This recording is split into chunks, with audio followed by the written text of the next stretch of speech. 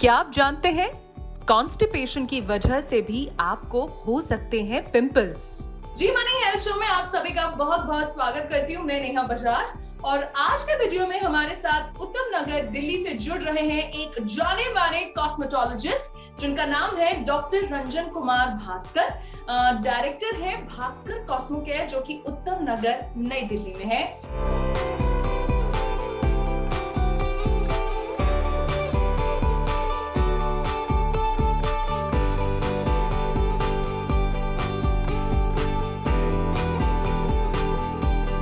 Doctor Ranjan आपका बहुत बहुत स्वागत है।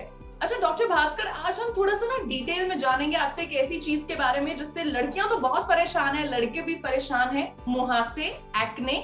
तो एक्ने होते हैं, हमें हम सबको ये तो पता है, बट एक्ने के भी कोई टाइप्स होते हैं और अगर होते हैं तो वो क्या है, वो हमारे दर्शकों को आप बताइए। मैडम, आपने सही बोला कि आज के टाइम में सब लोग बहुत ही परेशान हैं एक्ने को लेके, खासकर लड़कियां। और मैं आपको there is 6 types of acne actually. There is black heads, white heads, there is papule, pustules, nodule and there is 6th one is the cystic acne and all are different morphological structures. मैं आपको हिंदी में बताऊं तो दिखने में सब different लगेंगे आपको, लेकिन ट्रीटमेंट प्लान उसके डिफरेंट। अच्छा। और इसमें जो सबसे मोस्ट कॉमन है वो ब्लैक हेड्स से लोग परेशान होते हैं। तो सबसे मोस्ट कॉमन है ब्लैक हेड्स। ओके, सो हम कहने को तो बोलते हैं कि मुझे पिंपल्स हो रहे हैं, बट पिंपल्स के भी ये टाइप्स हैं। अच्छा सर, अब हम आपसे जानना चाहते हैं, एक चीज बड़ी पढ़ी मैंने इंटरेस्टिंग में, मैं जब आपके लिए सवाल प्रिपेयर कर रही थी, हार्मोनल एक्ने और बैक्टीरियल एक्ने, ये दोनों क्या है और इन दोनों में फर्क क्या है? दोनों एग्जैक्टली ये है मैम कि जो आपको हार्मोनल एक्ने हैं वो एक इंडोक्राइन ग्लैंड्स होते हैं, जिसमें pituitary gland, thyroid gland, parathyroid gland और एड्रिनल ग्लैंड्स होते हैं। उस ग्लैंड से एक सिक्रेशन होता है हार्मोन्स। उस हार्मोन्स जो हार्मोन्स होते हैं उससे एक्सेसिव अगर अमाउंट हो जाए तो आपके स्किन पे एक्ने रिजेंबल होंगे, दिखेंगे आपको, जिसको कहते हैं कि हार्मोनल एक्ने। और जो दूसरा आपने बताया वो बैक्टीरियल एक्ने के बारे में। एक बैक्टीरिया है जिसका नाम है प्रोपियोनियन बैक्टीरिया। वो बैक्टीरिया रिस्पॉन्सिबल होता है स्किन पे जो सीबम का प्रोडक्शन होता है, जो ऑयल का प्रोडक्शन होता है, जो हमारे फेस पे जो पोर्स होते हैं वहाँ पे क्लॉगिंग हो जाती है। वो पोर्स जो है वो क्लॉग हो जाते हैं सीबम के प्रोडक्शन, एक्सेसिव सीबम के प्रोडक्शन की वजह से। उस सीबम के सराउंडिंग में बैक्टीरिया होता है जिसका नाम ऑलरेडी मैंने आपको बताया है, जिसका नाम प्रोपियोनियन बैक्टीरिया है। वो उस पर ग्रो करके उस जो पिंपल्स है उसको इन्फ्लेम कर देता है उसको। और ये दोनों में डिफरेंस। ओके, एंड सर आपके पास जो पेशेंट्स आते हैं ज्यादातर हार्मोनल एक्ने पेशेंट्स हैं या बैक्टीरियल एक्ने पेशेंट्स हैं? Most probably bacterial acne madam. वजह क्या है कि लोग आज के टाइम में पोस्ट कोविड तो लोगों ने थोड़ा सा अपने हर चीज पे केयर किया है, लेकिन कोविड से पहले बैक्टीरियल एक्ने के ज्यादा पेशेंट्स होते थे। वजह ये था कि फेस का केयर प्रॉपर उनको पता नहीं होता था और नियर बाय केमिस्ट से वो दिखा के आते थे। और बहुत लोग ऐसे होते थे जो स्टेरॉइड यूज करते थे। बहुत सारे स्टेरॉइड है जो कभी भी एक्ने में यूज नहीं करना चाहिए और डॉक्टर से सलाह करके यूज करना चाहिए। तो इस तरह के हमारे मोस्टली जो पेशेंट आते थे वो बैक्टीरियल एक्ने की ज्यादा पेशेंट। अच्छा सर, एक और चीज, मैंने ऐसा देखा भी है कि अगर किसी को मुहासे हो गए हैं तो कोई केमिस्ट पे चला गया तो अब केमिस्ट भी एक क्लिंडामाइसिन, बेंजोइल पेरोक्साइड किसी भी पेशेंट को उन्होंने दे दी। तो I am sure as doctor आप इस बात से सहमत नहीं है, तो आप हमें ये बताइए जो डिफरेंट टाइप्स ऑफ एक्ने हैं इनके लिए क्या अलग अलग इलाज है, खाने के अलग चीजें हैं, लगाने की अलग चीजें हैं? यस, आपको ना जैसे कि मैंने आपको पहले बताया कि 6 टाइप्स के एक्ने होते हैं। तो जरूरी नहीं है कि सिस्टिक एक्ने सबसे सीवियर एक्ने है। It's a most disaster for any patients, जिसमें कि cystic acne, nodular cystic acne बोलते हैं, जो सबसे लास्ट स्टेज होता है, जो सबसे एडवांस स्टेज होता है। उस केस में मल्टीपल नोड्यूल्स का फॉर्मेशन होता है और वो इकट्ठा होके आपके पोस्ट एक्ने हीलिंग के टाइम में भी स्कैरिंग करता है। बहुत सारे पोस्ट एक्ने स्कार्स भी बनते हैं। तो इसके जो ट्रीटमेंट रेजिम है डिफरेंट स्टेज के लिए डिफरेंट है। वजह ये है कि अगर आपने सिस्टमिक एक्ने, आपका जो एक्ने है अगर सीवियर है और उस केस में आपने सिस्टमिक कोई मेडिसिन स्टार्ट कर दिया जो कि लास्ट स्टेज में चलाना चाहिए था और आपने फर्स्ट स्टेज में चला दिया, तो आपका प्रॉब्लम तो इसीलिए मैं कहूँगा कि नियर बाय जो भी डॉक्टर हैं आप उनसे सलाह लेके ही आप ट्रीटमेंट करवाएं तो ज्यादा बेटर है। और इसमें topical as well as systemic दोनों कॉम्बिनेशन होती हैं। बहुत सारे फेस वॉश होते हैं, जी बहुत सारे टॉपिकल एंटीबैक्टीरियल क्रीम्स होते हैं जो बहुत जरूरी है। कोई किसी को मॉर्निंग में, किसी को इवनिंग में लगाना होता है। बहुत ही सन प्रोटेक्शन बैरियर यूज करना चाहिए। तो डिपेंड करता है, बहुत से ऐसे पेशेंट होते हैं जिनको हार्मोनल इम्बैलेंस होता है। तो फर्स्ट ऑफ ऑल पहले एंडोक्राइनोलॉजिस्ट जो होते हैं, नियर बाय गैस्ट्रोएंटरोलॉजिस्ट होते हैं, उससे कंसल्ट करना चाहिए ताकि हार्मोनल इम्बैलेंस किसकी वजह से हो रहा है पहले उसको करेक्ट करें, उसके बाद ही आप फर्दर करें नियर बाय केमिस्ट से ना। डॉक्टर रंजन, आप बड़े अच्छे से हमें डिटेल में बता रहे हैं। एक और चीज आप सभी दर्शकों को ये बताइए कि जब कोई एक्ने की ट्यूब कोई लेता है, अधिकतर हम सब देखते हैं कि अच्छे से ट्यूब को हमने हाथ में लिया और पूरे चेहरे पे मसल दिया। क्या ये सही तरीका है एक्ने की दवाई को चेहरे पे लगाने का? एकदम गलत है मैडम, क्योंकि आपको फर्स्ट ऑफ ऑल पहले तो फेस को और फेस के स्किन को क्लीन करना चाहिए। डिफरेंट टाइप्स ऑफ जो स्किन के टाइप्स होते हैं 1 to 6 टाइप्स होते हैं।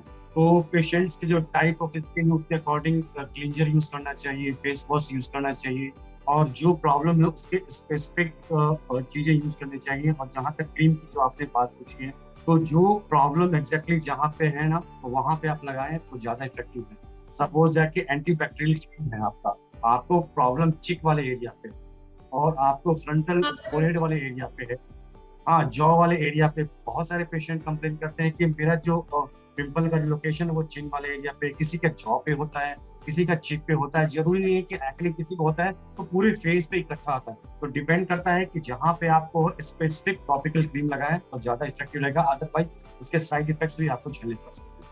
अच्छा सर, जो एक्ने की क्रीम्स और ऑइंटमेंट्स हैं वो स्किन को बहुत ड्राई कर देती हैं, तो क्या उसका भी कोई सोल्यूशन है? चेहरा बहुत खिंचा खिंचा लगता है।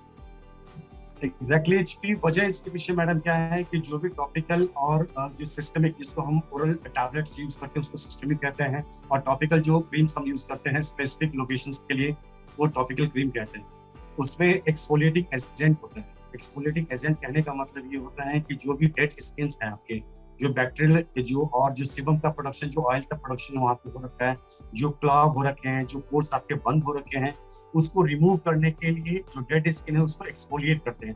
तो वहाँ पे आपका स्किन जो है ड्राई होता है। जब ड्राई होते हैं तो बहुत ऐसे मार्केट में अच्छे ब्रांड के जो है वहाँ पे आपको मॉइस्चराइजर यूज करना चाहिए। बहुत ही ऐसे टैबलेट हैं जो हम एक्ने में पेशेंट को एडवाइस करते हैं आपको खाना चाहिए। उस केस में आपके जो लिप है वो ड्राइनेस फील करता है पेशेंट, उस केस में नॉन कॉमेडोजेनिक आपको वेट सॉल्यूशन टाइप के जो आते हैं वो यूज करना चाहिए, जो आपके स्किन को रिहाइड्रेट करे। आप ओके एंड सर, जैसे आपने भी बताया कि आपने सवाल का जवाब आप दे रहे थे कि किसी को चीक्स पे होता है, फॉरहेड पे होता है या चिन पे एक्ने होता है। एक्ने फेस मैप हम सब जानना चाहते हैं कि फॉरहेड पे एक्ने है तो क्या मतलब है, चीक्स पे है तो क्या मतलब है, जॉ पे है तो क्या मतलब है, ताकि थोड़ी सी हमें जानकारी मिले। अगर इसके बारे में आप हमारे दर्शकों को बताएं। मैं आपको बताना चाहता हूँ कि फेस के डिफरेंट जोन में डिफरेंट जो चीजें हैं, डिफरेंट इकोलॉजिकल फैक्टर्स हैं जिसकी वजह से आपको एक्ने हो सकता है।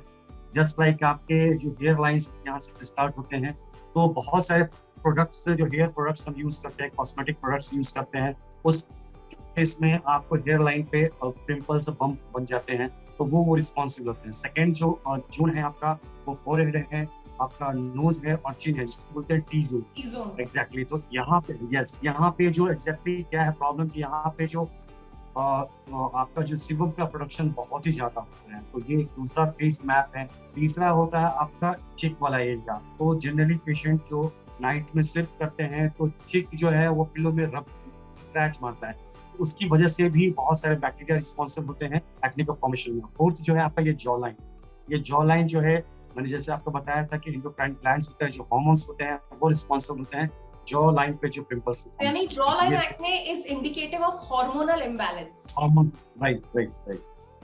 ओके, सो यानी कि चेहरे के अलग अलग भाग में अगर, और ऐसा भी कहते हैं सर कि जिनको कॉन्स्टिपेशन रहती है उनको चीक के इस पोर्शन में आता है। बहुत ऐसी प्रॉब्लम, यस, गैस्ट्रोएंटरोलॉजिस्ट से पहले कंसल्ट करना चाहिए। जो स्टमक अपसेट होता है, क्या वजह है उसके पीछे, तो वो पहले ट्रीट करें तब फर्दर आप ट्रीट करें। अच्छा सर, वैसे तो मार्केट में बड़े सारे फेस वॉशेस हैं, सोप्स हैं एक्ने प्रोन स्किन के लिए। जिसको एक्ने प्रोन स्किन है या एक्ने है, उन्हें दिन में कितनी बार फेस वॉश का इस्तेमाल करना चाहिए या साबुन यूज करना चाहिए? और अगेन, अब फेस वॉशेस जितने हैं तो आप क्या सलाह देते हैं अपने पेशेंट्स को कि क्या एक पर्टिकुलर ब्रांड लगाना है, क्या करना है? जनरली मैं तो यहाँ पे किसी ब्रांड का एडवर्टाइजमेंट नहीं करूंगा, लेकिन बिल्कुल। कुछ ऐसे हैं मार्केट में जो अच्छे ब्रांड हैं, अच्छी कंपनियां हैं जिसमें एक्सफोलिएटिंग एजेंट यूज करते हैं, जिसमें सीबम का जो ऑयली स्किन होते हैं, स्पेसिफिकली मैं पेशेंट को एडवाइस करता हूँ एटलीस्ट 2 टाइम्स आप फेस वॉश यूज करें। और एडजुवेंट के तौर पे आप बहुत ऐसे सोप हैं जो जो एक्ने प्रोन पेशेंट होते हैं, जिनमें सीवियर एक्ने होते हैं, उसमें सीबम का प्रोडक्शन फास्ट होता है, इरिथमा होता है, रेड कलर के बम्प बन जाते हैं, उसमें पस भी किसी किसी में डिस्चार्ज होता है। तो जरूरी है कि आप उस फेस को बार बार क्लीन करके रखें, अदरवाइज जो सराउंडिंग स्किन एरिया है वो भी इन्फेक्टेड हो सकता है। इसके लिए मैं पेशेंट को सोप के लिए भी कहता हूँ कि आप सोप भी यूज करेंगे तो ज्यादा इफेक्टिव होगा। ओके, सो यहाँ पर कई सारी चीजें हमें डॉक्टर रंजन ने बताई। डॉक्टर रंजन, आपने अपने बिजी स्केड्यूल से हमारे लिए वक्त निकाला, thank you so much. Thank you. तो ये थे डॉक्टर रंजन, जिन्होंने आज हमें बताया एक्ने के बारे में। कहने को तो ये एक्ने है, बट 6 टाइप्स हैं इसके और सबके ट्रीटमेंट्स भी अलग हैं। अगली बार if you see a breakout on your face, chemist पे जाके सीधा दवाई नहीं लेनी, पहले एक स्किन स्पेशलिस्ट से मिलना है और उसके हिसाब से आपको अपना ट्रीटमेंट करना है। मैं उम्मीद करती हूँ आपको आज का वीडियो पसंद आया होगा। अपना फीडबैक शेयर करिएगा आज का वीडियो आपको कैसा लगा। और इसी के साथ मैं नेहा बजाज आपसे लेती हूँ इजाजत। मिलेंगे जी मनी हेल्थ शो के एक नए वीडियो में with new super specialist. Till then keep watching Zee money health show, क्योंकि अच्छी सेहत हमारा वादा। बाय।